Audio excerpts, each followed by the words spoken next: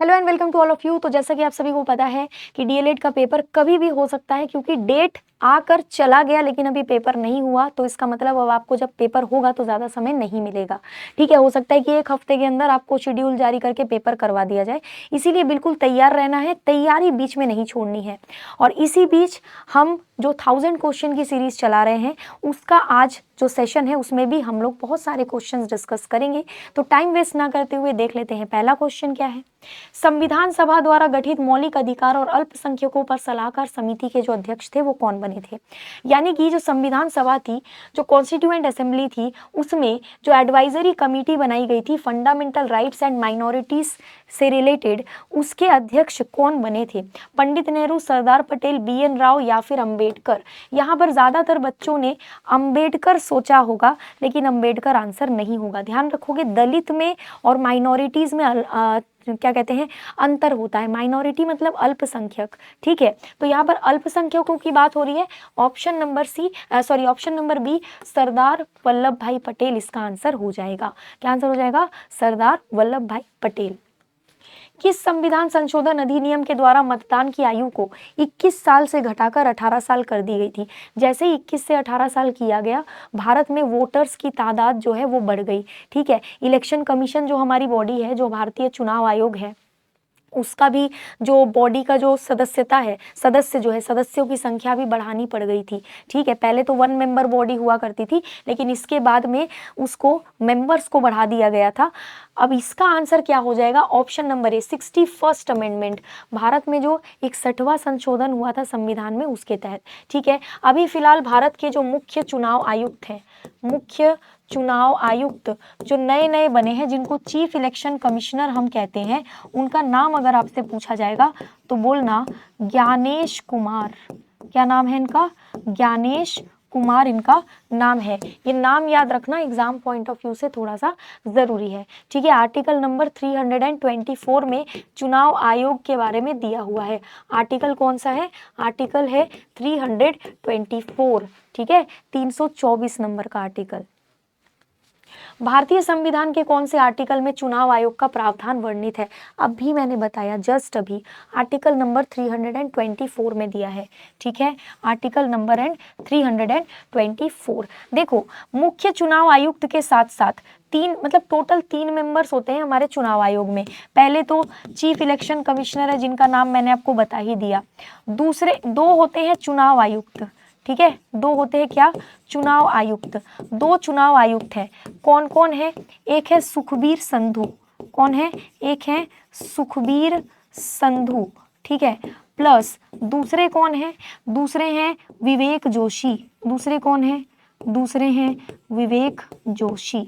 ठीक है, दूसरे चुनाव आयुक्त कौन है? ये है विवेक जोशी। दोनों ही नाम आपको याद रखने हैं। रंगराजन समिति का गठन किस लिए किया गया था? भारत में एक समिति बनी थी जिसका नाम था रंगराजन समिति। 1993 के आसपास ये समिति बनाई गई थी। इस समिति का सुझाव था कि भारत में डिसइन्वेस्टमेंट होना चाहिए। क्या होना चाहिए? विनिवेश होना चाहिए। ऑप्शन नंबर ए इसका आंसर हो जाएगा। डिसइन्वेस्टमेंट से रिलेटेड ये समिति थी। बैंकिंग सुधार से रिलेटेड एक समिति बनाई गई थी जिसका नाम था नरसिम्हम समिति। नरसिम्हम कमेटी जो थी ये बैंकिंग सुधार से रिलेटेड थी। टैक्स सुधार यानी कर सुधार से रिलेटेड जो समिति थी उसका नाम था Chelliah committee. Chelliah committee tax reform से रिलेटेड था। ठीक है, तो समितियों का नाम आपको थोड़ा सा याद रखना है, एग्जाम में पूछा जाता है। नेक्स्ट है, विश्व में रेशम का जो उत्पादन होता है उसमें भारत का रैंक क्या है? पूरी दुनिया में जो सिल्क का प्रोडक्शन हो रहा है उसमें इंडिया की रैंक क्या है? देखो, पहले नंबर पर तो चाइना है। कौन है? चाइना, जिसको अपन चीन कहते हैं, ये फर्स्ट नंबर पर है। सेकंड नंबर पर भारत आता है। कौन आता है? भारत। ठीक है, अगर आप बिहार की बात करोगे तो बिहार में सबसे ज्यादा सिल्क का प्रोडक्शन भागलपुर में होता है। ठीक है, भागलपुर को बिहार में सिल्क सिटी के नाम से भी हम जानते हैं। किस नाम से जानते हैं हम? सिल्क सिटी के नाम से भी हम जानते हैं भागलपुर को बिहार में। ठीक है, नेक्स्ट देखो। अच्छा, सिल्क के फार्मिंग को अपन सेरीकल्चर कहते हैं, ये भी ध्यान रखना। सेरीकल्चर। ठीक है, सेरीकल्चर कहते हैं। निम्नलिखित में से किसके किसके रक्त में अधिकता से, यानी कि खून में किस चीज की अधिकता के कारण हमें ब्लू बेबी सिंड्रोम हो सकता है। क्या हो सकता है? Blue baby syndrome. तो अगर किसी बच्चे के शरीर में नाइट्रेट की अधिकता है, यानी नाइट्रेट की मात्रा बहुत ज़्यादा है, तो उस बच्चे के शरीर में ब्लू बेबी सिंड्रोम हो जाएगा, जिस वजह से उस बच्चे की जो स्किन है वो नीली नीली दिखने लगेगी। आप देखना कई बच्चों में ये बीमारी हो जाती है, अगर उसके खाने पीने की चीज़ों में नाइट्रेट की मात्रा अधिक हो जाए और वो उसकी बॉडी में पहुंच जाए, तो उसकी बॉडी में एक तरह की बीमारी हो जाती है जो कि नाइट्रेट की मात्रा की अधिकता से होती है। इसको अपन ब्लू बेबी सिंड्रोम कहते हैं। ठीक है। लवण मृदोद्भिद अच्छी तरह से विकसित किस में होते हैं, यानी हेलोफाइट। हेलोफाइट यानी ऐसे पौधे जो कि किस चीज में अच्छी तरीके से विकसित होते हैं? सेलाइन सॉइल्स में, यानी लवणीय मिट्टी जो होती है ना, लवणीय मिट्टी। देखना नमकीन पानी यानी कि खारे पानी के आसपास की मिट्टी होती है ये, ठीक है ना, इसको हेलोफाइट कहते हैं। जिसको ज़रूरत ही नहीं है फ्रेश मिट्टी की, फ्रेश वाटर की, इसको ज़रूरत ही नहीं है, ये सेलाइन वाटर वाले एरिया में जो मिट्टी होती है वहाँ पर अच्छे से डेवलप हो जाते हैं, इसको हेलोफाइट कहा जाता है। ऐसे पौधों को हम क्या कहते हैं? हेलोफाइट कहते हैं। ये थोड़ा सा ध्यान रखना है। भारत में सबसे कम शहरी आबादी वाला राज्य कौन सा है?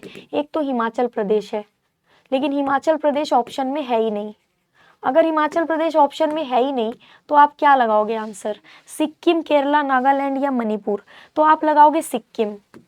हिमाचल प्रदेश ऑप्शन में रहेगा तो हिमाचल प्रदेश लगाओगे, लेकिन हिमाचल प्रदेश तो ऑप्शन में हमें दिख ही नहीं रहा है, तो हम क्या आंसर लगा देंगे? हम सिक्किम आंसर लगा देंगे। ठीक है। गुप्त साम्राज्य ने इनमें से किसे कर मुक्त कृषि भूमि प्रदान करी थी? गुप्त साम्राज्य के जो शासक थे, जो रूलर्स थे, उन लोगों ने टैक्स फ्री लैंड किसको प्रदान किया था? टैक्स फ्री लैंड जो है वो किसको प्रदान किया था? मिलिट्री ऑफिसर्स को नहीं किया था, सिविल ऑफिसर्स को नहीं किया था, दरबारी विद्वानों को नहीं, ब्राह्मणों को करते थे ये। किसको करते थे? ब्राह्मणों को ये टैक्स फ्री लैंड दिया करते थे। आई बात समझ में? मतलब कर मुक्त जमीन दिया करते थे, टैक्स फ्री लैंड दिया करते थे। इनमें से किस सुल्तान ने बाजार सुधार शुरू किया था, यानी मार्केट रिफॉर्म शुरू किया था? क्या शुरू किया था? Market reform. ठीक है। अनाज का बाजार अलग, गधे घोड़ों का बाजार अलग, यानी पशुओं का बाजार अलग, कपड़ों का बाजार अलग, है ना, राशन का बाजार अलग, हर चीज का बाजार अलग अलग कर दिया था। किसने करा था? अलाउद्दीन खिलजी, जलालुद्दीन खिलजी, मोहम्मद तुगलक या बलबन? इसका आंसर हो जाएगा option number B, Alauddin Khilji इसका आंसर हो जाएगा। अलाउद्दीन खिलजी के टाइम पे ही एक पोस्ट बनाया गया था जिसको कहते हैं शाहनाए मंडी। क्या कहते हैं इसको? शाहनाए मंडी कहते हैं इसको। समझ गए? शाहनाए मंडी कहते हैं। ये पोस्ट भी अलाउद्दीन खिलजी के टाइम पीरियड पे ही बनाया गया था। नेक्स्ट देखो, शिवाजी के शासनकाल के दौरान विदेश मंत्री को किस नाम से? देखो छत्रपति शिवाजी महाराज के टाइम पे ना अष्टप्रधान हुआ करते थे। क्या हुआ करते थे? अष्टप्रधान। ये 8 प्रधान लोग हुआ करते थे, जो 8 इम्पोर्टेंट पीपल थे जो इनके साथ रहा करते थे, उनको हम अष्टप्रधान कहते हैं। और अष्टप्रधानों में एक पोस्ट था जिसका नाम था सुमंत। सुमंत नाम का एक पद था, इसको अपन दावीर भी कहते हैं। सुमंत को अपन दावीर भी कहते हैं। ठीक है। तो सुमंत या दावीर नाम का जो पोस्ट था, ये अष्टप्रधानों में एक पोस्ट था। ये फॉरेन मिनिस्ट्री वाला पोस्ट इसको कहा जाता है, यानी कि जो क्या कहते हैं, फॉरेन रिलेटेड मैटर्स थे वो ये संभाला करते थे। विदेश वाला फॉरेन नहीं, दूसरे राज्य को भी ये फॉरेन कहते थे, उसको संभालते थे। इनमें से किस सिख गुरु ने खालसा पंथ की स्थापना करी थी? देखो इनमें से किस सिख गुरु ने खालसा पंथ की स्थापना करी थी? ये क्वेश्चन तो बहुत आसान है, डायरेक्ट क्वेश्चन है, पूछा जाता है, लेकिन आपको याद रखना पड़ेगा क्योंकि कई बार एग्जाम में आ चुका है ये। गुरु गोविंद सिंह इसका आंसर हो जाएगा। ठीक है।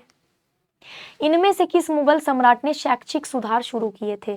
शैक्षिक सुधार यानी कि एजुकेशनल रिफॉर्म्स। ये खुद पढ़े लिखे नहीं थे, कहते हैं कि ये खुद अनपढ़ थे, लेकिन फिर भी इन्होंने शैक्षिक रिफॉर्म्स शुरू करे थे। ठीक है। तो ये कौन से मुगल बादशाह थे? जहांगीर, शाहजहां, हुमायूं या फिर अकबर? इनका नाम था अकबर। खुद इलिटरेट थे लेकिन इन्होंने शैक्षिक सुधार लॉन्च किए थे। अकबर जो थे उन्होंने मनसबदारी प्रथा प्रणाली भी शुरू की थी। मनसबदारी सिस्टम, मनसबदारी प्रणाली, ये भी इन्होंने शुरू करी थी। ठीक है। मनसबदारी सिस्टम इसको अपन कहते हैं, है ना, अकबर ने शुरू करी थी। अकबर ने दीने इलाही को भी, दीने इलाही, दीने इलाही नाम का जो धर्म है इसको भी फाउंड करा था। दीने इलाही नाम का जो धर्म है इसको भी अकबर ने फाउंड करा था, ये भी याद रखना है। अखिल भारतीय मुस्लिम लीग की स्थापना किस साल हुई थी? मुस्लिम लीग की जो स्थापना है ये किस वर्ष करी गई थी, ये पूछा जा रहा है। बहुत ही आसान सवाल है। मुस्लिम लीग की स्थापना 1906 में करी गई थी। ठीक है, 1907 में सूरत स्प्लिट हुआ था, सूरत विभाजन, और 1905 में स्वदेशी आंदोलन हुआ था, स्वदेशी मूवमेंट, जो कि बंगाल विभाजन के बाद हुआ था। किसके बाद? बंगाल पार्टीशन के बाद। ठीक है, बंगाल पार्टीशन के बाद में स्वदेशी मूवमेंट शुरू हुआ था, ये ध्यान रखना है ना। वर्ष 1938 के लिए भारतीय राष्ट्रीय कांग्रेस के अध्यक्ष, ये आपके लिए होमवर्क है। 1938 में जो इंडियन नेशनल कांग्रेस का सेशन हुआ था उसमें अध्यक्ष कौन बने थे, ये पूछा जा रहा है। जवाहरलाल नेहरू, सुभाष चंद्र बोस, अबुल कलाम आज़ाद या वल्लभ भाई पटेल? क्या आंसर होगा मुझे बताना कमेंट करके। साथ ही अगर मैं बात करूँ कोर्सेज की, तो अभी 14 तारीख से लेकर 18 तारीख तक बिहार के जितने भी कोर्सेज हैं उन सभी में अप टू 85% ऑफ मिल रहा है। साथ ही जो बिहार महापैक है वो भी आप ले सकते हो। अगर बिहार के किसी भी एग्जाम की आप तैयारी कर रहे हो और आप चाह रहे हो कि एक ही कोर्स से सारे एग्जाम की तैयारी हो जाए, तो उसके लिए सबसे बेस्ट कोर्स है बिहार महापैक। ये 6 महीने की वैलिडिटी वाला अगर आप लोगे तो 799 रुपीज़ में मिलेगा। अगर आप 1 साल की वैलिडिटी वाला लोगे तो 1199 रुपये में आपको मिलेगा। ठीक है, 1199 रुपये में। तो ये 2 तरीके के कोर्सेज आपको दिए जा रहे हैं, मतलब 2 तरीके से ये वैलिडिटी है। एक वैलिडिटी तो 2 साल वाली भी है। ठीक है, बाकी अगर आपको PDF चाहिए तो उसके लिए टेलीग्राम चैनल है current affairs by Jayashree ma'am, इस टेलीग्राम चैनल को ज्वाइन कर लो, या तो नाम से निकाल लो या तो ये स्कैनर दिया है इस स्कैनर से स्कैन कर लो। ठीक है, चलो तो फिर मिलते हैं अगले सेशन में। आज के लिए इतना ही। Thank you so much.